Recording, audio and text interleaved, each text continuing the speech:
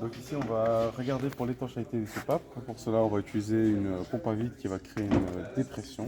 Donc on le met sur le tube d'admission, on allume la petite pompe. On voit que ça crée une dépression au niveau de la soupape. Ici comme on peut lire sur le cadran, on arrive à moins 0,9 bar, ce qui veut dire que la soupape est relativement étanche. Donc ici pour vérifier s'il n'y a pas de fuite qui résulte au cours de là ou pas, parce qu'ici elle garde la pression parce que la pompe tourne, donc on va couper la pompe et en même temps on va lancer le chronomètre pour voir à combien de temps est-ce que ça dure. Donc voilà, là on voit que la pression chute car il y a une très légère fuite.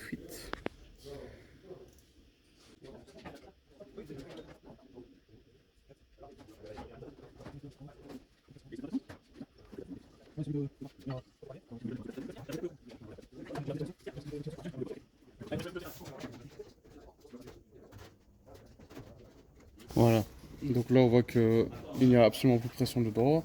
Donc on a vu qu'on a pris 1 minute 17 pour que la pression interne ici créée par la machine sous vide chute. Donc on peut considérer qu'avec 1 minute 17 avant qu'elle n'ait plus aucune dépression, on peut dire qu'elle est relativement en bon état. Et ce sera notre valeur référence sur tous nos autres soupapes pour voir laquelle est dans le meilleur état. Donc là on va refaire exactement la même expérience, sauf qu'on a retiré les ressorts de soupape. Donc on allume la machine. Alors on voit que l'étanchéité elle est vraiment faite par les ressorts, parce que là on voit bien qu'on a plus du tout la même dépression.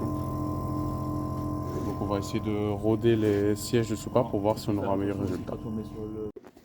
Donc là on vient de rôder les soupapes avec de la pâte à rôder. Alors on va recommencer en mettant le décompresseur. Et on voit que notre rodage n'a pas servi à grand chose. On peut améliorer cette dépression en appuyant sur les deux soupapes avec les pouces pour remettre une pression dessus, mais si on relâche, on voit que ça redescend. Donc ici, on a à refaire la test d'étanchéité. On a remis les ressorts de soupape. Donc on rallume la machine. Donc on peut observer qu'on monte parfaitement à la bonne décompression de l'autre. Donc on peut dire que quand il y a une dépression, on est étanche. Mais on va arrêter la machine pour voir si elle tient la dépression. On peut constater qu'elle redescend vachement, elle la tient vachement moins bien que tout à l'heure, même en ayant refait le siège. Une explication possible serait que la couche de crasse qu'il y avait sur la soupape et le fait que le moteur n'ait pas tourné depuis longtemps faisait office de joie à l'étanchéité.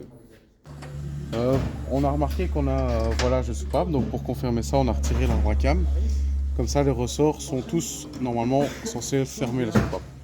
Donc, quand on regarde, on voit qu'ici, on a des jours, mais pour vérifier, on va quand même faire un test de compression. Donc, comme tout à l'heure, on rallume la machine et on peut observer sur le cadran qu'on n'a strictement aucune pression dedans car tout l'air aspiré sort par là.